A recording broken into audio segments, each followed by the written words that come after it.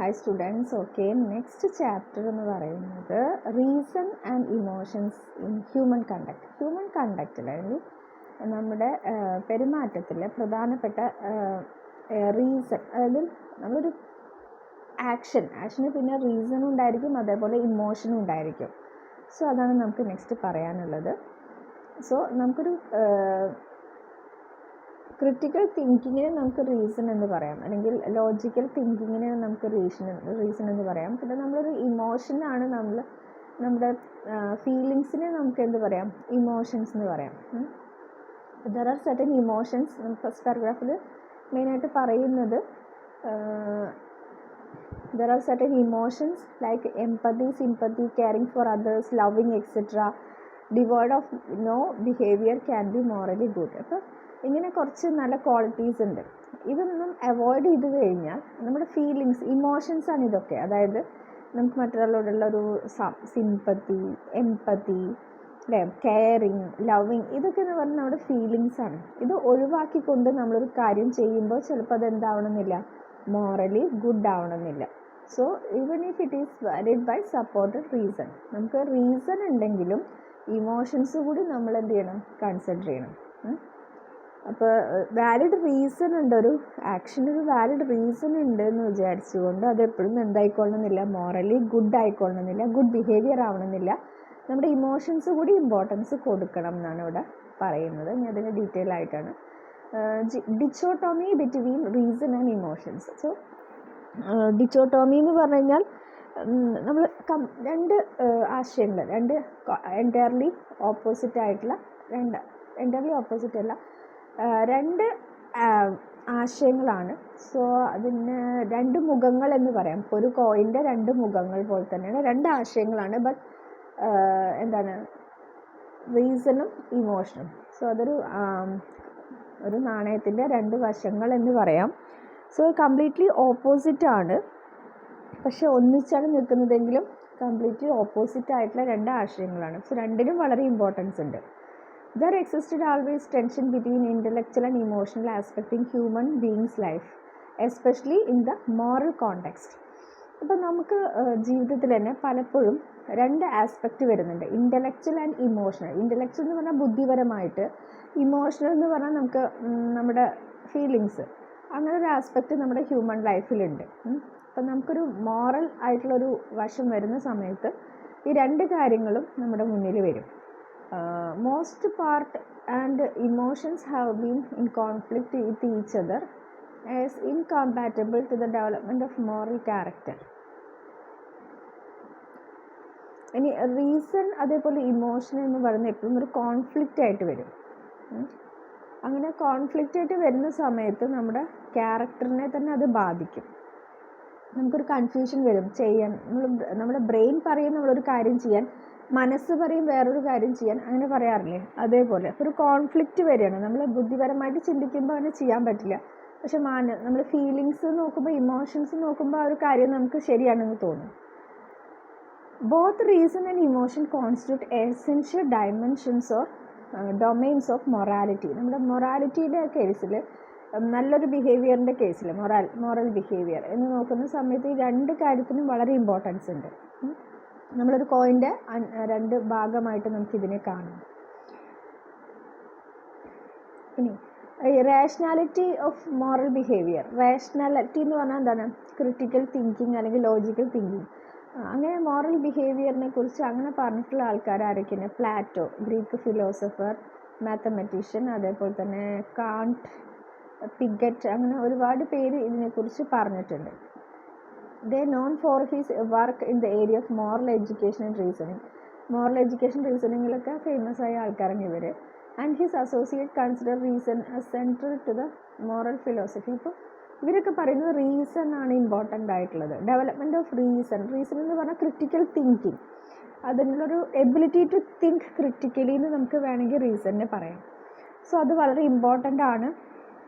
Development of reason therefore becomes the main concern of education. നമ്മളൊരു വിദ്യാഭ്യാസത്തിൽ അല്ലെങ്കിൽ എഡ്യൂക്കേഷൻ്റെ main concern എന്ന് പറയുന്നത് എന്താണെന്നാണ് പറയുന്നത്? ഡെവലപ്മെൻറ്റ് ഓഫ് റീസൺ എന്നാണ് ഈ പറയുന്ന ഫിലോസഫേഴ്സൊക്കെ പറഞ്ഞിട്ടുള്ളത്. So education should overcome as efficiently as possible the tenderness of annual life dominated tendencies of animal life dominated by passions or emotions within us. അപ്പോൾ നമ്മുടെ എഡ്യൂക്കേഷൻ എന്ന് പറയുന്നത് എന്തായിരിക്കണം? നമ്മുടെ ഒരു നമ്മളൊരു മൃഗീയ സ്വഭാവത്തിൽ നിന്ന് നമ്മളൊരു പാഷൻസും ഇമോഷൻസും കൂടി ചേർത്തിട്ടുള്ളൊരു സ്വഭാവം, നമുക്കൊരു നല്ല സോഫ്റ്റ് ആയിട്ടുള്ളൊരു സ്വഭാവം, അതേപോലെ തന്നെ ഒരു ബുദ്ധിപരമായിട്ട് ചിന്തിക്കാനുള്ള കഴിവും ഉള്ളതായിരിക്കണം നമ്മുടെ ക്യാരക്ടർ. ഇതൊക്കെ നമുക്കൊരു എഡ്യൂക്കേഷനിലൂടെയാണ് ഡെവലപ്പ് ചെയ്യാൻ സാധിക്കുള്ളൂ. The state of being moral agent is one in which individual has come into know what is right. അപ്പോൾ മോറൽ ഏജൻ്റ് ഉണ്ട്. മോറൽ ഏജൻ്റ് എന്ന് പറഞ്ഞാൽ നമുക്ക് പറഞ്ഞു തരാൻ എന്താണ് ശരി എന്താണ് തെറ്റെന്ന് പറഞ്ഞു തരുന്ന ആൾക്കാരാണ് മോറൽ ഏജൻ്റ് എന്ന് പറയാം.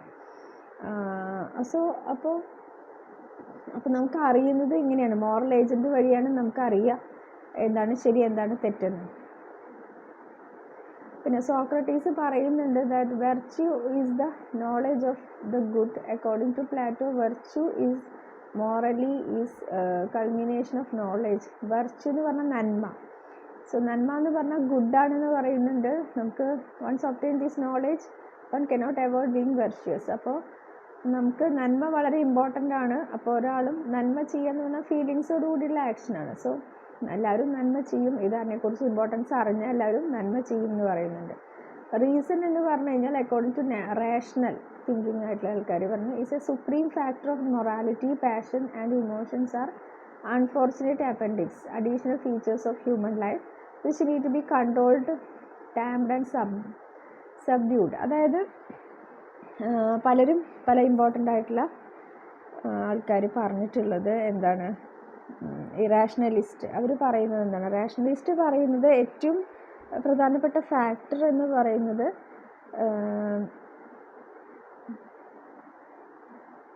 റീസൺ ആണ്. അതായത് എബിലിറ്റി ടു തിങ്ക് ക്രിറ്റിക്കലി എന്ന് പറയുന്നതാണ് പ്രധാനപ്പെട്ട ഒരു ഫാക്ടർ എന്ന് പറയുന്നത്. പാഷൻസ് ആൻഡ് ഇമോഷൻസ് ഒക്കെ അഡീഷണൽ ആയിട്ടുള്ള കാര്യമാണ്. അത് നമ്മൾ എന്ത് ചെയ്യണം? കൺട്രോൾ ചെയ്യണം. നമ്മുടെ ഇമോഷൻസൊക്കെ നമ്മൾ കൺട്രോൾ ചെയ്യണം എന്ന് പറയുന്നുണ്ട്. Aristotle went to the extent saying reason and intellectual contemplation to be truly human. പിന്നെ പറയുന്നുണ്ട് ഈ അതേപോലെ ഇൻ്റലക്ച്വൽ കണ്ടംപ്ലേഷൻ എന്ന് പറയുന്നത് ഹ്യൂമൺ ആണ്. Man's true happiness lies in the engaging oneself thinking activities of the highest order. അപ്പോൾ ഒരു മനുഷ്യൻ്റെ സന്തോഷം എന്ന് പറയുന്നത് തിങ്കിങ് ആക്ടിവിറ്റീസ് ഏറ്റവും പ്രധാനപ്പെട്ട കാര്യങ്ങൾ ആദ്യം അങ്ങനെ ഹയസ്റ്റ് ഓർഡറിൽ തിങ്ക് ചെയ്യുന്നതാണ് മനുഷ്യൻ്റെ ഏറ്റവും പ്രധാനപ്പെട്ട ഹാപ്പിനെസ് എന്ന് പറയുന്നത്.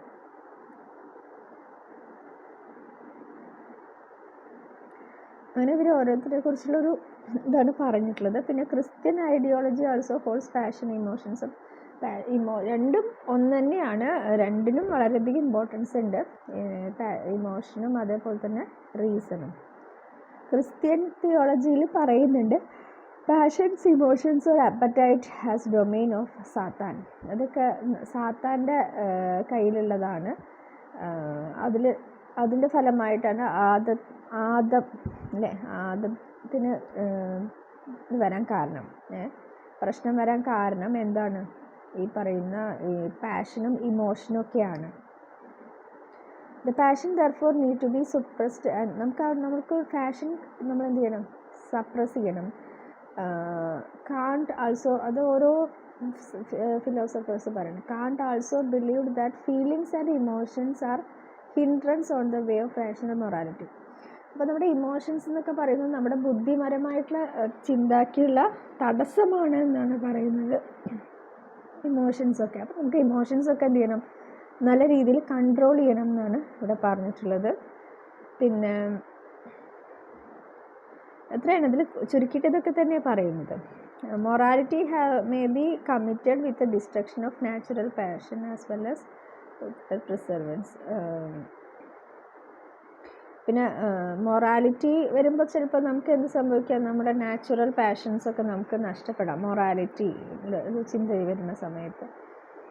Moral knowledge cannot be attained by reason alone എന്ന് പറയുന്നുണ്ട്. ചിലർ പറയുന്നത് നമുക്ക് റീസൺ അല്ലെങ്കിൽ എബിലിറ്റി ക്രിട്ടിക്കൽ തിങ്കിങ് കൊണ്ട് മാത്രം നമുക്ക് എന്ത് കിട്ടില്ല? മോറൽ നോളേജ് കിട്ടില്ല എന്ന് പറയുന്നുണ്ട്.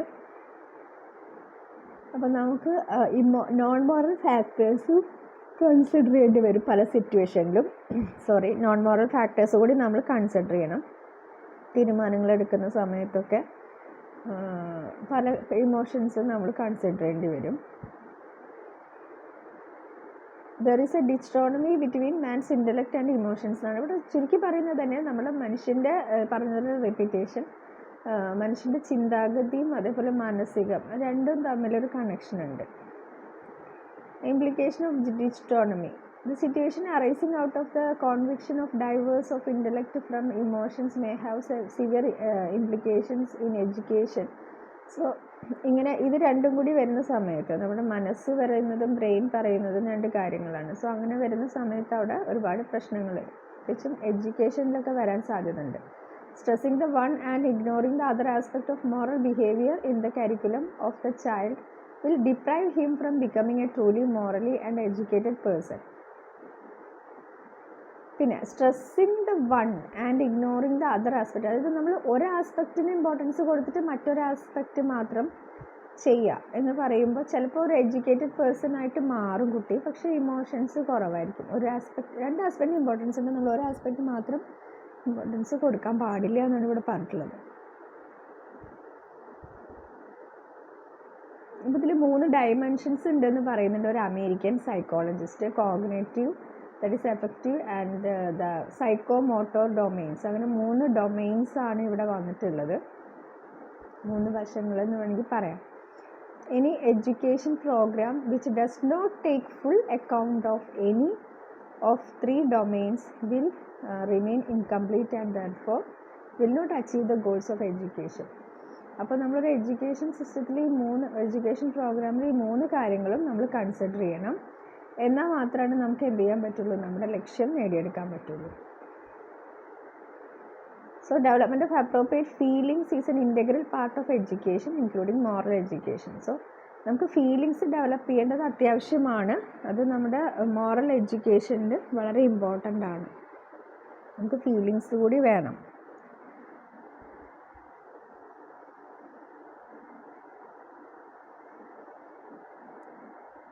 The worst effect of diverse intellect from emotions can be seen in one of recommends devices, suppression of emotions with the role of purpose of attaining universality, objectivity and morality in moral behavior. പലപ്പോഴും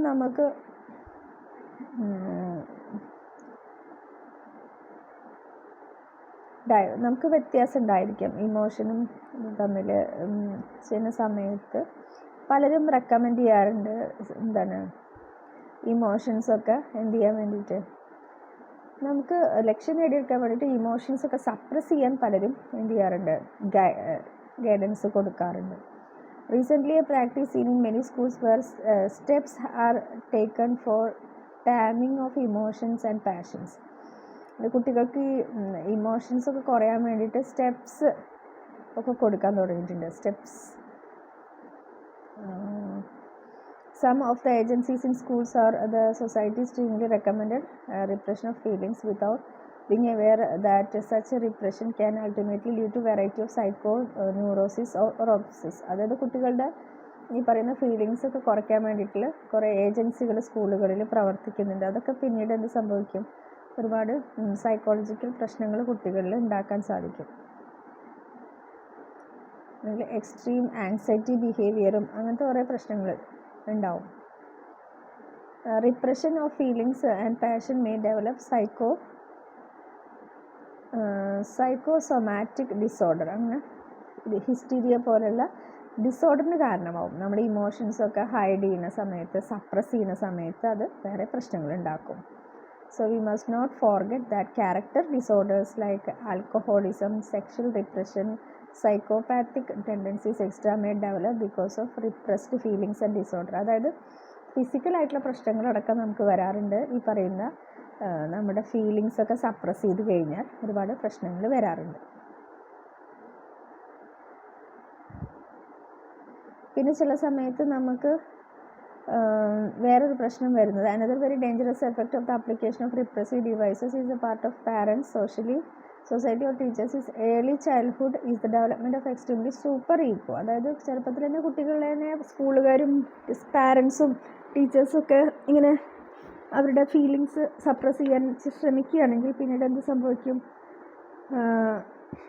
ഒരു super ego, strong super ego കുട്ടികളിൽ ഉണ്ടാവാനുള്ള സാധ്യത ഉണ്ട്. This occurs as a result of taboos. അത് കൾച്ചറിൽ വരുന്ന ഓരോ ഇത് കാരണമാണ് ഇങ്ങനെ സംഭവിക്കുന്നത്. കൾച്ചർ കാരണം ഇങ്ങനെ ഓരോ കൾച്ചറിൽ ഓരോ ഇതല്ല. അപ്പം അത് കാരണം ഇങ്ങനെ എന്ത് സംഭവിക്കാം, കുട്ടികളിൽ ഈഗോ ഡെവലപ്പ് ചെയ്യാനുള്ള സാധ്യത ഉണ്ട്.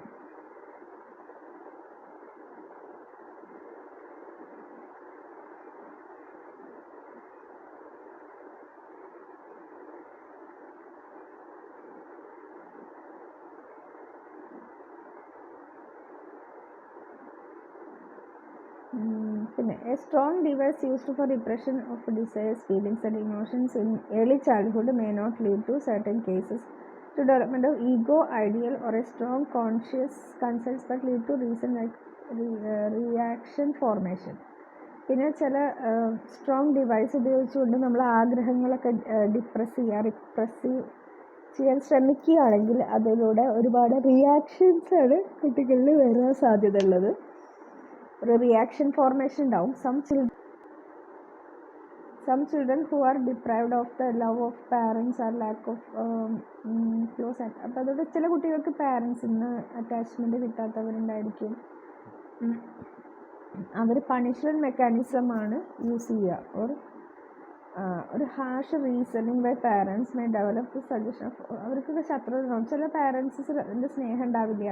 അവർ ചെറുപ്പത്തിൽ തന്നെ കുട്ടികളെ അടിച്ചിട്ടൊക്കെ ഇങ്ങനെ വളർത്തിയിട്ടുണ്ടെന്ന് വെച്ച് കഴിഞ്ഞാൽ പിന്നെ പണിഷ്മെൻറ്റ് മെക്കാനിസമാണ് അവർ യൂസ് ചെയ്തിരുന്ന കുട്ടികളെ വളർത്താനെങ്കിൽ പിന്നീട് ആ കുട്ടിക്ക് ശത്രുതയും മനോഭാവമൊക്കെ കൂടും എന്നാണ് പറയുന്നത്. അപ്പോൾ നമ്മൾ ഫീലിങ്സ് നമ്മൾ സപ്രസ് ചെയ്യാൻ പാടില്ല. കുട്ടികളെ പണിഷ്മെൻറ്റിലൂടെ സപ്രസ് ചെയ്യുകയൊക്കെ ചെയ്താൽ പിന്നീട് അത് പ്രശ്നങ്ങൾ ഉണ്ടാക്കും എന്നാണ് പറയുന്നത്.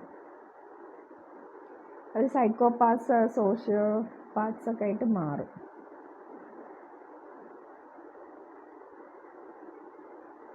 പിന്നെ എഫെക്ഷൻലെസ് ക്യാരക്ടറായിട്ട് മാറും കുട്ടികൾ.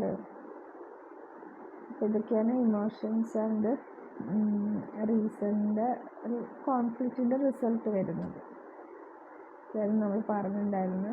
സോ ഇത് രണ്ടും ഇമ്പോർട്ടൻസ് ഉണ്ട് എന്നാണ് അർത്ഥം. ഇംപ്ലിക്കേഷൻസ് ഓഫ് ഡിസ്റ്റോണമി എന്ന് പറഞ്ഞാൽ റീസണും അതേപോലെ തന്നെ ഇമോഷനും രണ്ടിനും ഇമ്പോർട്ടൻസ് ഉണ്ട്. ഇനി ഇമോഷൻസ് ഇൻ മോറൽ എഡ്യൂക്കേഷൻ ആണ് നെക്സ്റ്റ് ടോപ്പിക്ക് വരുന്നത്. ആ നെക്സ്റ്റ് വീഡിയോയിൽ പറഞ്ഞുതരാം. ഓക്കെ.